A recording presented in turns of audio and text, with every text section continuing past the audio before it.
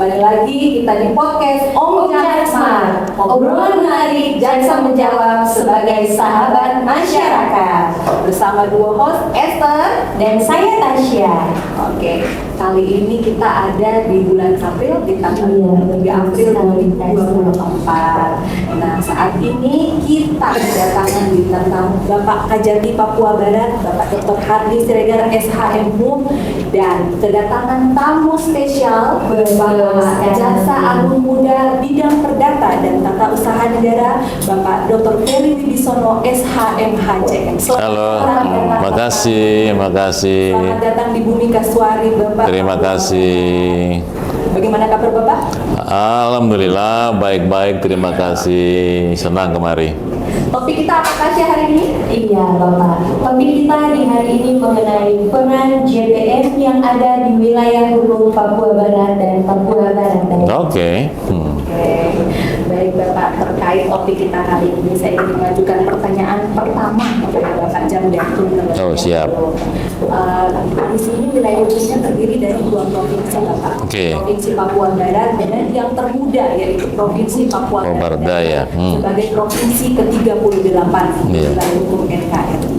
Mohon izin Bapak, saya ingin bertanya peran JPN Jaksa Pengacara Negara di dua provinsi ini seperti apa? Baik, makasih atas pertanyaannya para pemirsa sekalian.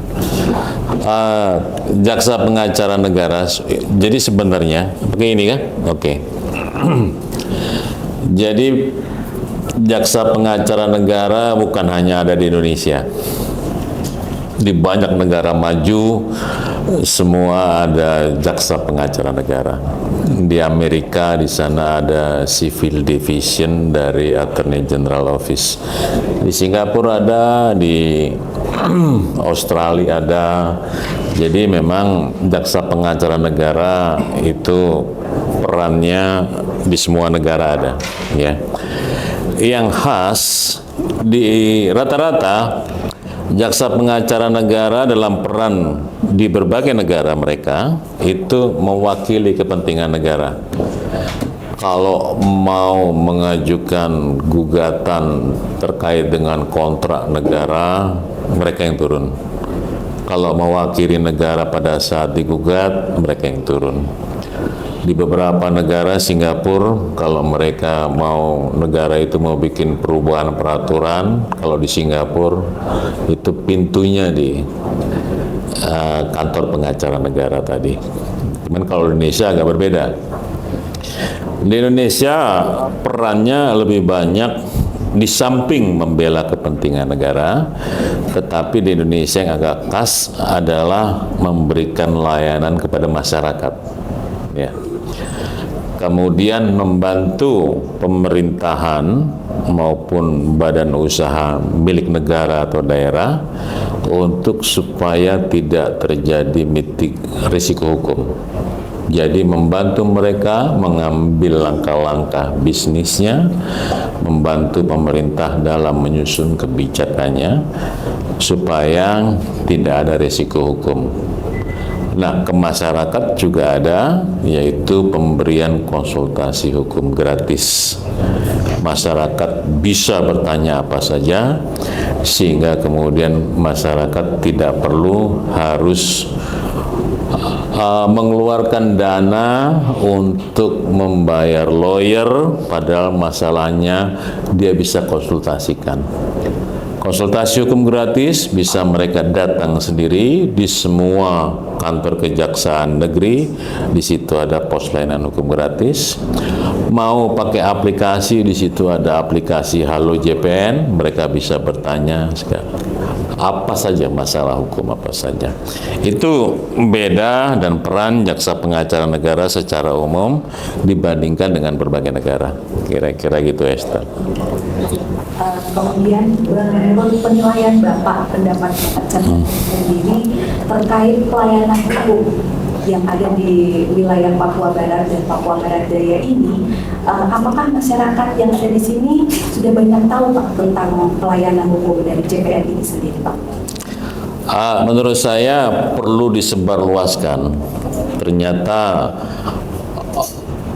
tentang peran bahwa masyarakat bisa bertanya masalah hukum apa saja kepada jaksa, itu bukan hanya di wilayah Papua Barat, Papua Barat Daya, tetapi saya dari berbagai wilayah termasuk kepada beberapa Pemda, kepada mereka ternyata tidak mendapatkan informasi semuanya tentang bahwa jaksa bisa memberikan layanan gratis kepada semua, ya. Untuk itulah maka kegiatan penerangan hukum, sosialisasi, penyebarluasan informasi ini itu sangat diperlukan agar masyarakat itu tahu, sehingga kemudian tidak harus mengeluarkan biaya, mereka bisa pakai Halo JPN, bisa datang ke Kejaksaan Negeri. Jadi podcast yang dibuat oleh Kejati Papua Barat, Kejari-Kejari, ini Om Jaksmart ini penting sekali untuk menyebarluaskan bahwa kejaksaan, jaksa pengacara negara itu fungsinya hanya pelayanan kepada mereka, dan kemudian semuanya mereka minta layanan akan dijawab secara cepat dan semuanya tanpa biaya. Kira-kira gitu, Ether. Luar biasa sekali ya, karena Betul, memang jadi pelayanan kepada masyarakat sangat difokuskan ya. Dan selain itu juga supaya masyarakat lebih banyak tahu dan lebih banyak mengenal tentang hukum itu sendiri. Iya, berbicara mengenai pelayanan hukum, saya mau bertanya mengenai pendapat Pak Kajati. Bapak, menurut pendapat Bapak, bagaimana kinerja jaksa pengacara negara, apalagi melihat sumber daya jaksa yang ada di Kejaksaan Tinggi Papua Barat sendiri ini memiliki personil yang terbatas, Pak? Ya, baik, saya kira pertanyaan ini sangat luar biasa karena to the point dan real, ya. Jadi kalau kita melihat bagaimana kinerja dari bidang datun di Kejaksaan Tinggi Papua Barat, yang pertama tentu kami punya prinsip konsistensi. Konsistensi dalam hal apa? Dalam hal menyebarluaskan bagaimana peran fungsi datun itu untuk dipahami masyarakat dan dijadikan sebagai sarana bagi mereka, bagi pihak-pihak terkait untuk dijadikan sebagai kemitraan. Kita tahu bahwa tugas fungsi datun itu ada penegakan hukum, ada bantuan hukum, ada pelayanan hukum, pertimbangan hukum, dan tindakan hukum lainnya. Nah, ini terus kita lakukan secara konsisten. Secara konsisten dalam arti apa? Bahwa kita taat ajas terhadap pelayanan datun yang tanpa biaya.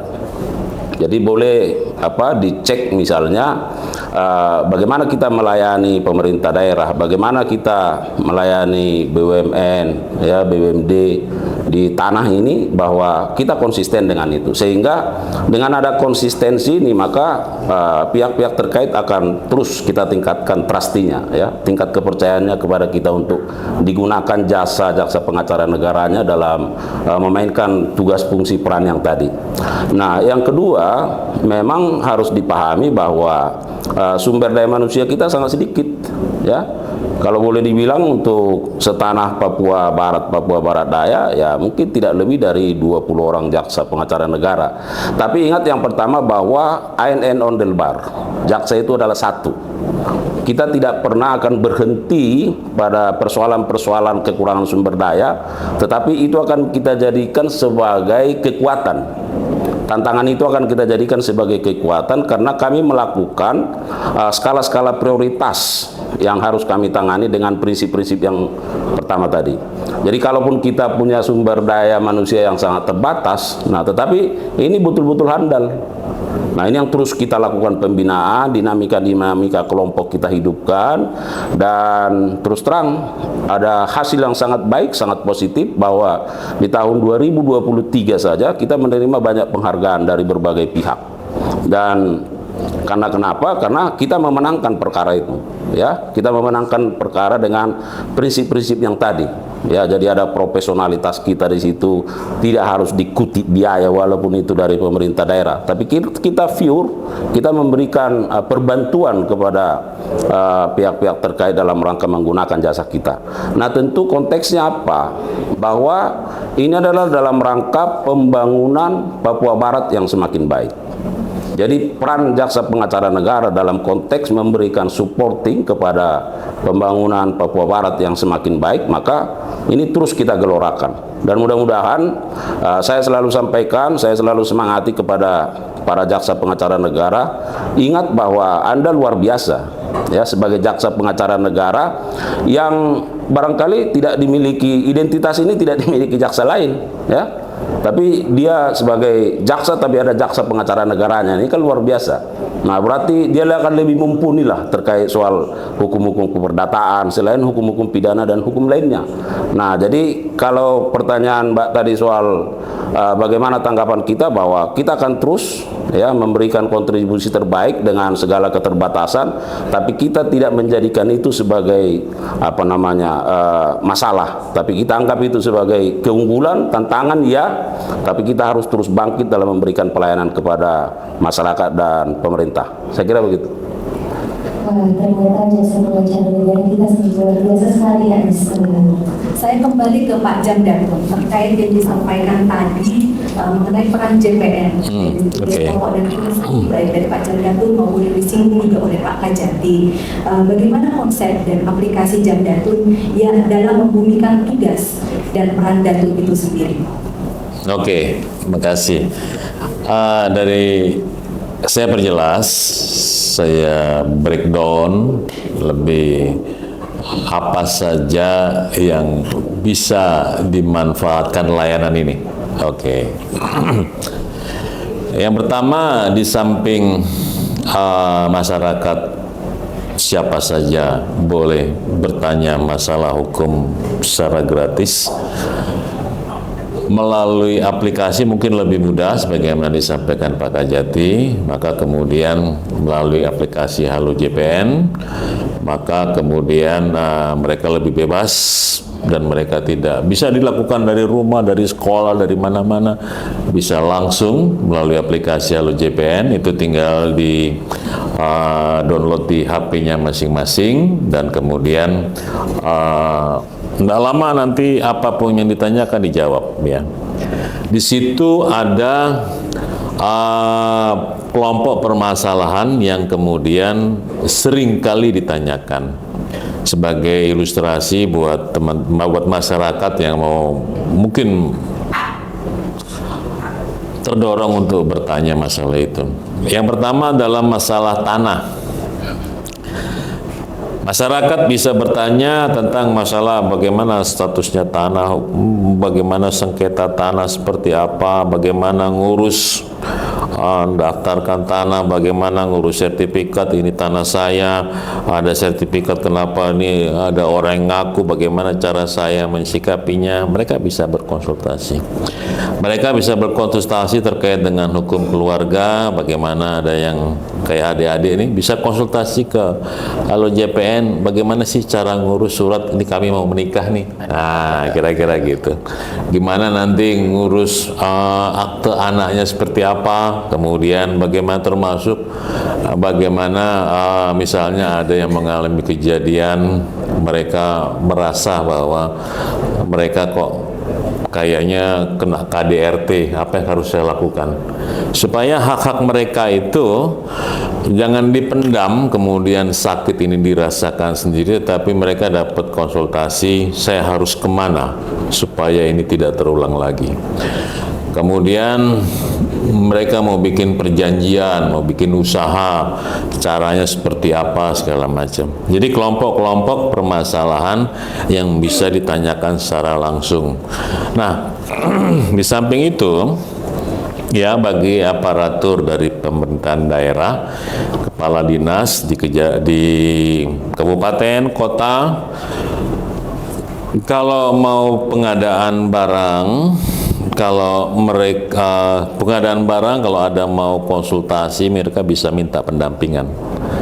pendampingan hukum supaya nanti jaksa pengacara negara akan memberikan masukan-masukan, saran-saran bagaimana supaya pengadaan barang ini tidak ada risiko hukum di kemudian hari, gitu.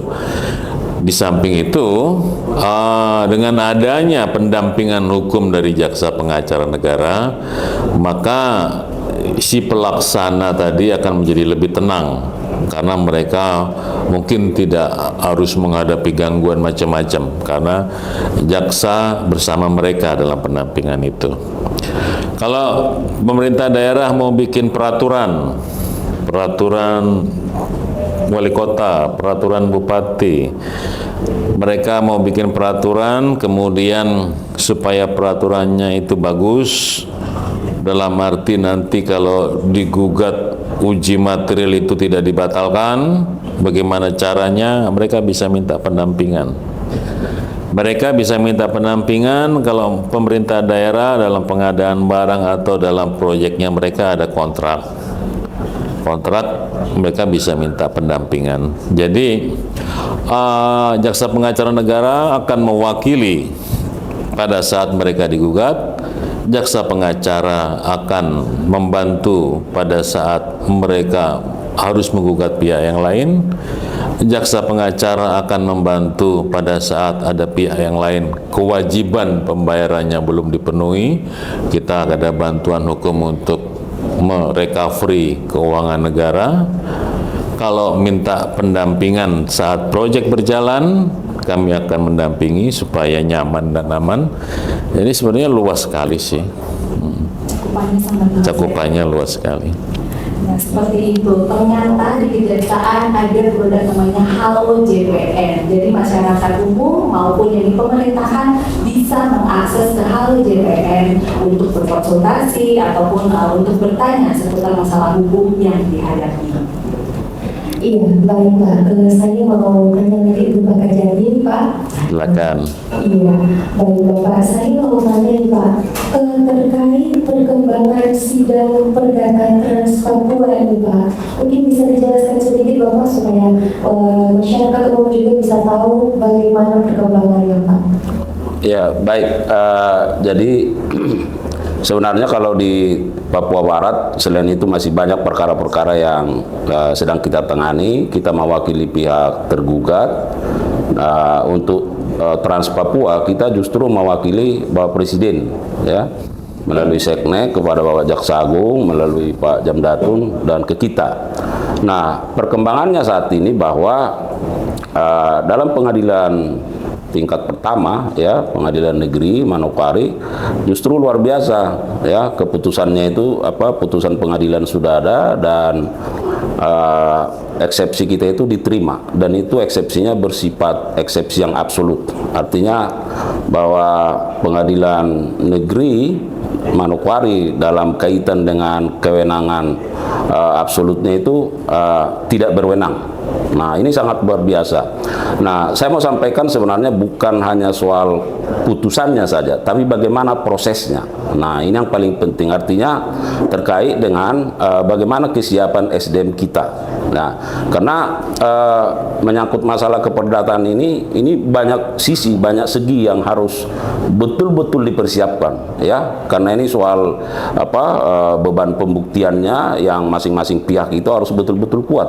Nah, oleh karenanya kami di Kejaksaan Tinggi Papua Barat ini sungguh-sungguh menjalankan amanah itu, apalagi ini perintah pimpinan yang harus kita amankan, dan secara normatif, secara juridis, nah kita terus berjuang, jadi melakukan diskusi-diskusi kelompok dengan para JPN, mencari sumber-sumber pengetahuan, sumber-sumber juridis terkait yang dipersoalkan, karena kita tahu hukum ini kadang-kadang tidak hanya seperti membalikkan telapak tangan, ya, tetapi setiap case ada karakteristik, dan ini karakteristiknya sangat luar biasa karena banyak pihak, banyak pihak-pihak di situ yang terkait, ya, termasuk apakah tanah-tanah yang masih dalam penguasaan negara, ada tanah yang hutan lindung dan seterusnya. Nah, tetapi intinya adalah bahwa kewenangan kita, kewenangan kejaksaan sebagai jaksa pengacara negara mewakili pemerintah ini sangat luar biasa, karena betul-betul kita jadikan sebagai momentum ya, menunjukkan bahwa kami mewakili negara, kepentingan negara. Dalam konteks ini kita harus memenangkan hak-hak negara. Itu memenangkan hak negara, dan tentu memang tidak sesederhana yang dibayangkan, karena orang kan hanya melihat di hilirnya saja putusan, tapi bagaimana prosesnya, nah itu kami lakukan secara ya solid, ya berjibaku, dalam arti mencari sumber-sumber pembuktian yang harus kami lakukan melalui diskusi-diskusi dan dinamika kelompok. Jadi sekali lagi saya kira ini satu bentuk kepercayaan dari negara, kepercayaan dari pimpinan kepada Kejati Papua Barat yang harus kita emban, dan ya dalam konteks persidangan, konteks perkara yang harus dimenangkan ya, dan itu kita lakukan. Jadi sebenarnya berapa untuk kasus ini? Luar biasa sekali ya Pak ya. Ternyata kejaksaan ini tidak hanya menangani kasus-kasus pidana saja, tetapi juga kasus perdata, perkara perdata yang seringkali terjadi di sekitar kita. Nah, ternyata Datun ini dalam kepemimpinan Bapak Jan Datun memperoleh banyak apresiasi ya Pak, yang telah mampu meletakkan fondasi kuat institusi Datun. Nah Bapak, saya mau bertanya, bagaimana kiat-kiat yang Bapak terapkan dalam rangka take off Datun menuju Indonesia Emas tahun 2045? Oh baik. Pertama-tama saya sampaikan dulu bahwa jangan ragu-ragu Pemda, BUMN, BUMD itu mewakilkan kepada jaksa pengacara negara di semua kejaksaan tinggi, kejaksaan negeri. Perkara-perkara yang kita tangani itu 95% menang, ya, dan jarang sekali lawyer yang memenangkan 95%, ya. Dan semua perkara yang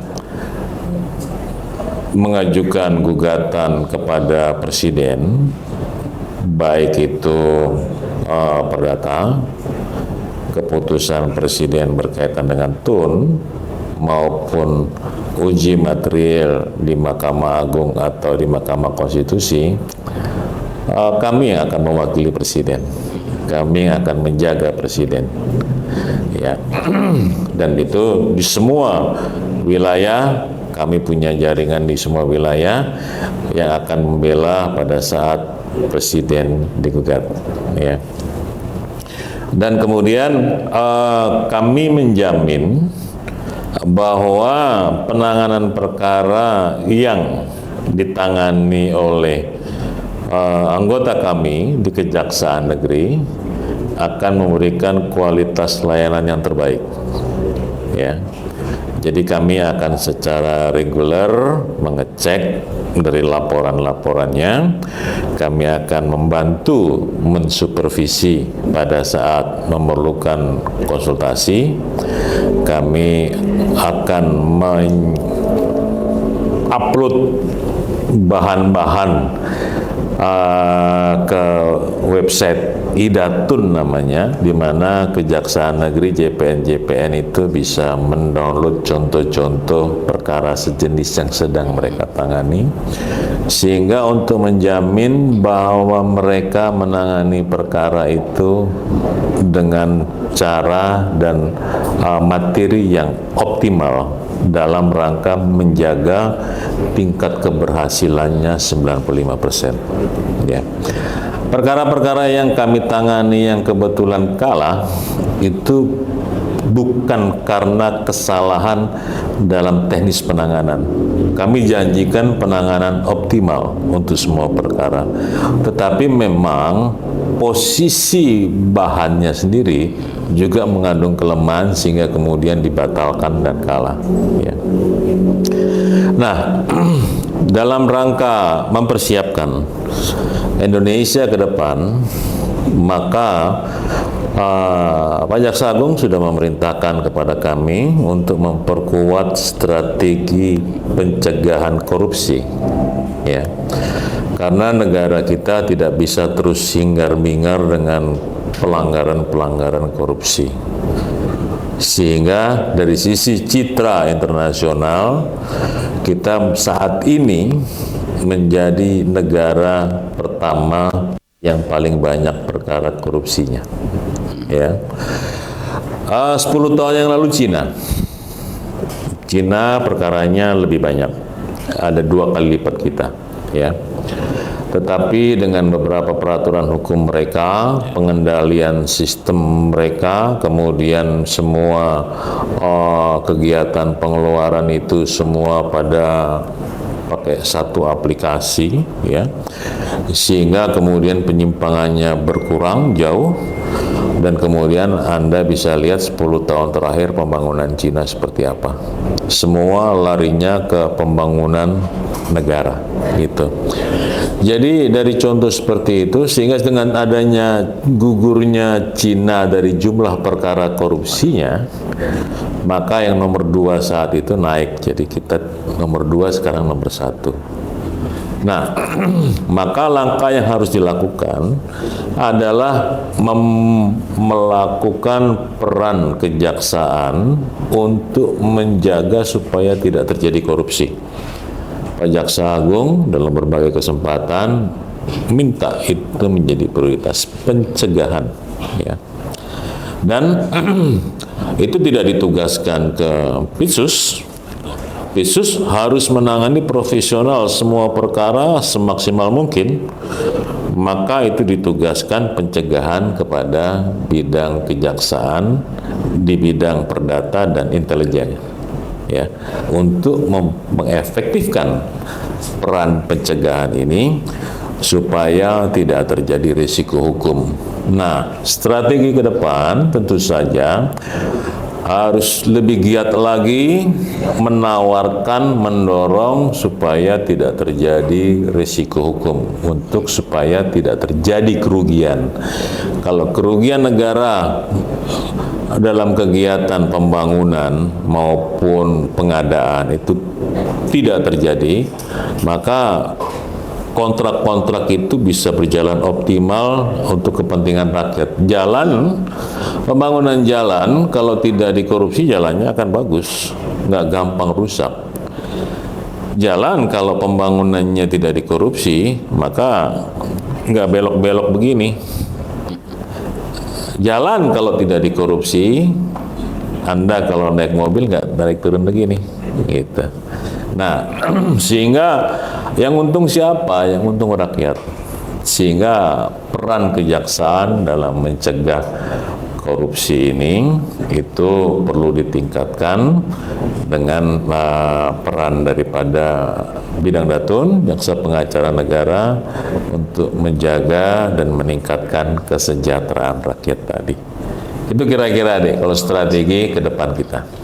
Baik, siap, luar biasa ya, ternyata meskipun dengan angka kasus korupsi yang sangat tinggi, kejaksaan di sini sangat dioptimalkan. Seperti perintah Bapak Jaksa Agung ya, harus dioptimalkan, baik itu pencegahan maupun penanganannya sendiri. Saya lanjut ke Bapak Kejati, Pak.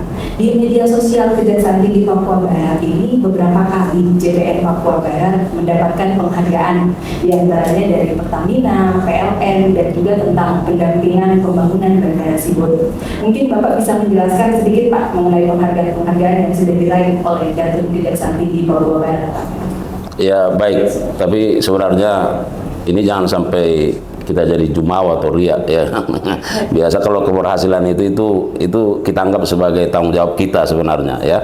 Nah, tapi barangkali sebagai media komunikasi untuk menyampaikan kepada masyarakat dan stakeholder, meyakinkan bahwa tentu harus ada bukti ya, bukti yang bisa kita capai sehingga para stakeholder ini tentu lebih yakin lagi untuk memberikan kepercayaannya kepada kita.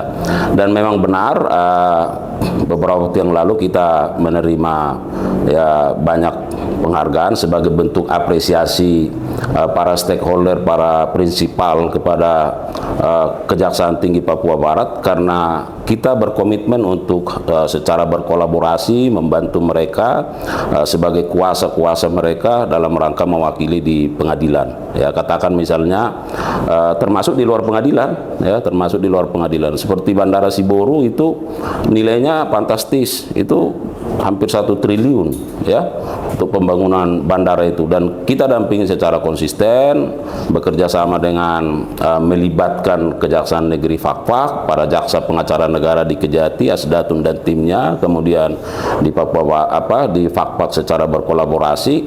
Nah, sampai akhirnya diresmikan oleh Bapak Presiden. Nah, ini satu bentuk komitmen. Kenapa? Karena itu tadi yang saya bilang, konsistensi terhadap pelaksanaan, tidak ada kutipan. Ya, itu tadi Bapak Jamdatun secara detail sudah sampaikan, jangan kita menuduh korupsi di sana padahal kita. Nah, ini betul-betul kita terapkan sehingga trust, kepercayaan dari stakeholder itu betul-betul pulih. Nah, seperti misalnya di Pertamina. Nah, itu adalah aset vital Pertamina yang ada di Fakfak. Ya, tapi dengan berbagai upaya kita bahkan menempatkan JPN langsung bermukim sementara di Fakfak karena mengingat jarak transportasi yang sulit dan tentu membutuhkan dana besar, kita tempatkan ke sana. Nah, dipersiapkan kita terus diskusi baik secara online langsung. Nah, akhirnya itu terselamatkan, aset negara itu terselamatkan, ya. Ya, kalau prinsipal dalam hal ini Pertamina memberikan apresiasi, sebenarnya bagi kami ini tugas kita, ya. Tidak itu yang kita harapkan.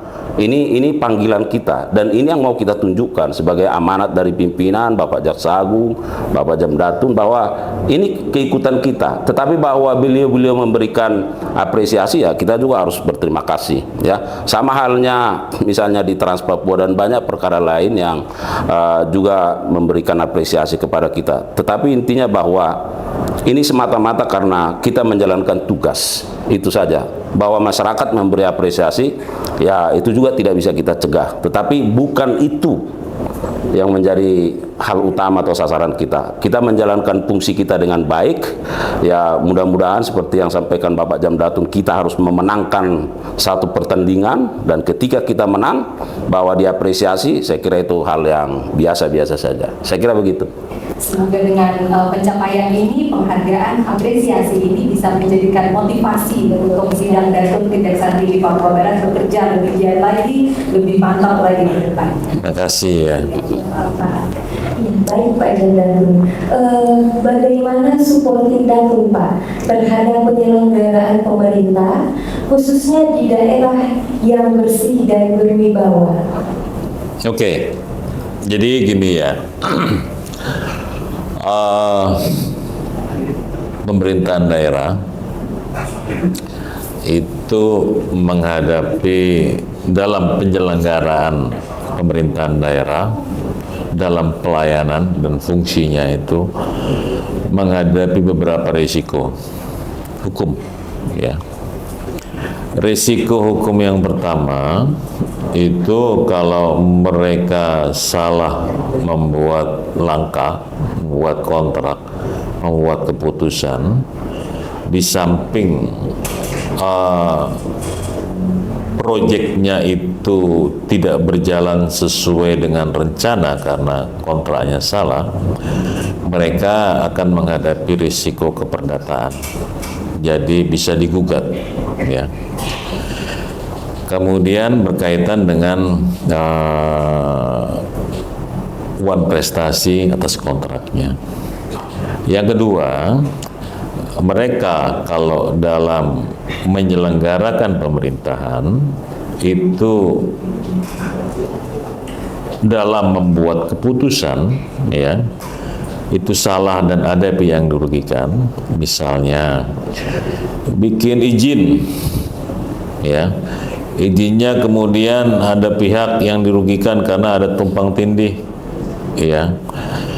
Kemudian izin diterbitkan, tetapi kemudian di kemudian hari orang baru tahu bahwa yang punya tanah itu tidak tahu bahwa di tanahnya ternyata pemerintah daerah itu ngasih izin kepada orang lain, ya.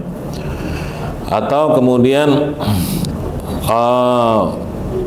masyarakat atau badan hukum mengurus izin, tapi nggak diproses, ya, nggak diproses sehingga mereka dirugikan.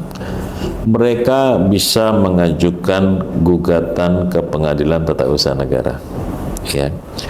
Sehingga pemerintah dalam membuat keputusan, membuat perizinan, melakukan atau tidak melakukan sesuai dengan ketentuan yang berlaku, maka mereka menghadapi risiko gugatan tun, ya. Yang ketiga, pada saat mereka akan membuat peraturan, misalnya peraturan gubernur, peraturan bupati, peraturan wali kota, apabila mereka membuat peraturan tetapi tidak sesuai dengan prinsip-prinsip penyusunan peraturan, itu ada dua ajas yang sangat penting, yaitu ajas pembuatan peraturan, prosesnya, tahapannya harus dilakukan. Yang kedua adalah ajas materi muatannya, sehingga nyusun peraturan di dalamnya kemudian ada kalimat atau kata yang menimbulkan multi interpretasi, dan kemudian ada pihak yang dirugikan akibat peraturan itu. Misalnya tadinya ini areal ini adalah areal bebas, areal untuk bisa diajukan izin, tapi kemudian dibuat peraturan menetapkan bahwa ini termasuk dalam RT RW-nya berubah.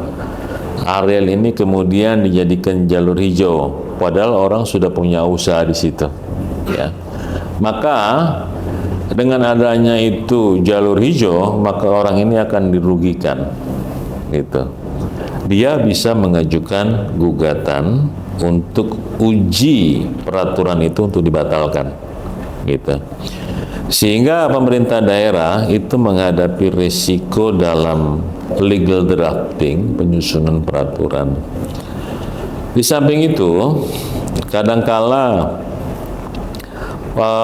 pejabat pemerintah secara personal itu kadangkala salah menganggap apa yang disebut sebagai diskresi, ya. Mereka pikir bahwa mereka punya jabatan, mereka bisa mengambil keputusan, ya. Termasuk mereka berpendapat bahwa saya mau mengambil keputusan cepat, peraturannya harus tahapan begini, tapi saya maunya cepat. Saya tidak penuhi peraturan itu, tetapi saya pikir saya berniat baik, saya bikin keputusan seperti ini. Tahu-tahu dalam perkembangannya tidak sesuai perhitungan, tahu-tahu negara dirugikan, maka kemudian terpenuhilah risiko pidana, melanggar peraturan atau menyalahgunakan kewenangan dan terjadi kerugian keuangan negara. Maka ini risiko tindak pidana korupsi. Sehingga pemerintah daerah secara badan hukum dia menghadapi risiko perdata, risiko tun, risiko uji material secara personal pejabatnya. Kalau tidak hati-hati, maka dia bisa menghadapi risiko pidana. Kadangkala unsur pidana korupsi itu tidak mensyaratkan harus diuntungkan dia. Dia nggak dapat keuntungan tapi menguntungkan orang lain, masuk di situ. Nah, dengan demikian ini kan bahaya, kasihan mereka.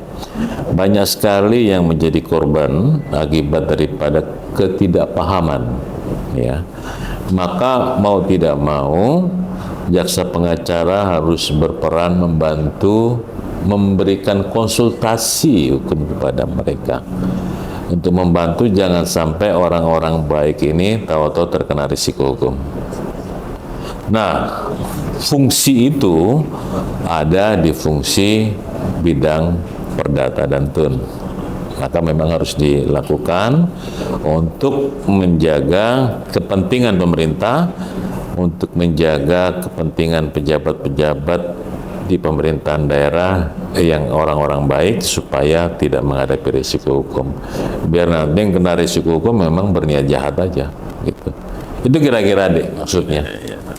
Ternyata support system dari Jatun ini sangat amat diperlukan ya Pak untuk penyelenggaraan pemerintahan baik di pusat maupun di daerah. Saya lanjut lagi ke Pak Kajari Pak. Bagaimana nih Pak tanggapan Bapak terkait kunjungan langsung dari Jam Jatun ke Kejaksaan Tinggi Papua Barat Pak? Wah, ini menjadi pertanyaan puncak kali ini ya. Jadi baik, setidaknya menurut saya ada 3 hal ya. Ada 3 hal penting atas kunjungan Bapak Jaksa Agung Muda Perdata dan Tata Usaha Negara beserta tim. Yang pertama tentu ini menjadi momentum evaluasi dan supervisi. Nah, tentu evaluasi dan supervisi bagi kami dan jajaran sampai ke kejaksaan-kejaksaan negeri ini sangat diperlukan untuk melihat bagaimana kekuatan menjalankan fungsi manajerial khususnya di Datun. Bagaimana kekuatan leadership, ya, bagaimana Kajati, para Kajari ini mampu memimpin, ya, menggerakkan Datun ini menjadi satu organisasi, satu bidang yang betul-betul mumpuni dalam menjalankan tugas dan perannya. Nah, jadi evaluasi ini tentu menjadi arena untuk introspeksi, ya, memberikan supporting kepada kita tentang apakah yang kita kerjakan selama ini sesungguhnya sudah on the track atau masih harus perlu ada perbaikan-perbaikan, ya. Tetapi tentu kami menyadari bahwa semua kita pasti berkekurangan, ya. Tetapi dari sisi evaluasi dan supervisi ini akan memberikan perkuatan baru bagi Kejaksaan Tinggi Papua Barat dan jajarannya yang ada di Kejaksaan Negeri. Nah, yang kedua, saya memaknai bahwa ada upgrading knowledge. Jadi tidak hanya sharing knowledge, ya, tapi peningkatan pengetahuan, pemahaman tentang fungsi dan peran Datun. Ya, terus terang, ya, bukan karena beliau ada di sini, tapi bagi saya beliau ini adalah pustaka berjalan.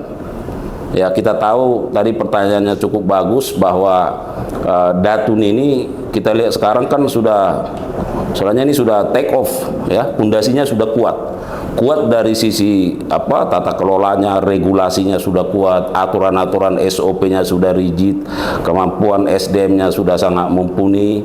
Nah, kemudian bidang-bidang derivasi bidang itu mana-mana ini masuk, ya. Itu hanya secuil yang disampaikan beliau, belum lagi misalnya banyak bagaimana kita diarbitrasi dan seterusnya. Ini yang sangat membutuhkan energi, ya, jaksa yang mumpuni. Nah, tapi itu kan di Kejaksaan Agung. Nah, makanya kita yang di daerah ini ya kan harus ikut, ya, kita harus ikut. Nah, oleh karenanya kehadiran beliau dan tim bagi kami ini luar biasa, ya, sehingga ada pemahaman-pemahaman baru yang terderivasi, ya, terdeliver ke kita, sehingga ini bisa menjadi asupan baru bagi kami dalam rangka menjalankan tugas fungsi. Jadi ada upgrading, bukan hanya sharing, ya, tetapi betul-betul bahwa baik dari sisi SOP, aturan-aturan regulasi dan bukti-bukti pelaksanaan tugas fungsi Datun itu bisa menjadi benchmarking bagi kita, ya, apa yang dilakukan di Kejaksaan Agung. Nah, yang ketiga tentu ada momen hoping. Jadi pengharapan ini, ya, bagi Kejaksaan Tinggi Papua Barat dan jajaran. Nah, iya kan? Kenapa? Karena terus terang di kita, ya, pimpinan para Jam Datun dulu kita sangat hormati beliau-beliau, ya, sebagai ahli-ahli yang mumpuni di bidangnya, ya. Tetapi harus diingat bahwa konteksnya sekarang sangat berbeda di era digitalisasi, ya, di era borderless namanya, ya. Tak ada lagi garis pembatas, semua bisa, ya, bahkan nasional, transnasional, internasional. Nah, jadi tantangan Datun ini bukan semakin kecil, tapi semakin kompleks, Itu sehingga dibutuhkan ya orang figur yang memang cocok, dan beliau memangku itu maksud saya. Nah, sehingga maka saya katakan tadi, hoping dalam arti ini bisa menjadi sumber energi baru bagi Kejaksaan Tinggi Papua Barat dan jajaran, menjadi suntikan darah baru, ya kan, bahwa kita harus bisa, walaupun kita cuma 6 orang, tapi kita harus bisa tertib hukum di tanah ini dari sisi melaksanakan tugas fungsi Datun, itu maksudnya. Jadi saya kira sangat luar biasa, saya sangat berterima kasih ya, bahwa amat sangat jarang ini pimpinan ya di level Jaksa Agung Muda yang sampai turun ke daerah untuk melihat secara langsung benar nggak sih kerja-kerja kita ini, atau bagaimana dampaknya ke masyarakat, diterima enggak. Nah, ini sangat luar biasa, sehingga kita bisa introspeksi, kita bisa melakukan perbaikan, kita bisa melakukan akselerasi yang utama ya, akselerasi dari apa yang sudah beliau sampaikan supaya ini menjadi darah segar baru bagi kita, suntikan, sehingga kita akan semakin kokoh kuat untuk menjalankan tugas fungsi dan peran Datun itu ke masyarakat. Saya kira begitu. Ternyata membawa manfaat yang sangat besar sekali ya, dengan adanya kunjungan Bapak Jam Datun langsung ke Papua Barat. Kita selain bisa sebagai wadah introspeksi, kemudian juga sebagai wadah sharing and upgrading knowledge seperti kata Pak Kajati. Terakhir Pak, ke Pak Kajati dulu, closing statement dari Pak Kajati mengakhiri podcast Om Jaksmart kali ini. Ya, baik. Datun ini sangat seksi. Ya, Datun ini seperti seorang gadis yang luar biasa cantik, seksi, dan karena seksi harus dijaga. Karena seksi maka harus diberi penghormatan dan tempat tertinggi. Nah, sehingga keseksiannya harus bisa membawa dampak positif ke masyarakat. Saya kira begitu. Nah, itu tadi dari Pak Kajati Papua Barat yang terkait Datun itu seksi. Nah, dalam tanda kutip ya, apa. Nah, terakhir closing statement dari Pak Jam Datun nih. Oh baik, terima kasih. Maju terus kejaksaan di wilayah Papua Barat, maju terus berikan layanan terbaik. Si seksi ini akan membackup di belakangmu. Nah, kira-kira gitu. Saling melengkapi ya, benar sekali. Demikianlah podcast Om Jaksmart kali ini bersama Bapak Kepala Kejaksaan Tinggi Papua Terima Barat. kasih. Dan juga bersama Bapak Jam Datun Kejaksaan Agung Republik Indonesia pada hari ini. Demikian podcast, kita jumpa lagi di kesempatan berikutnya.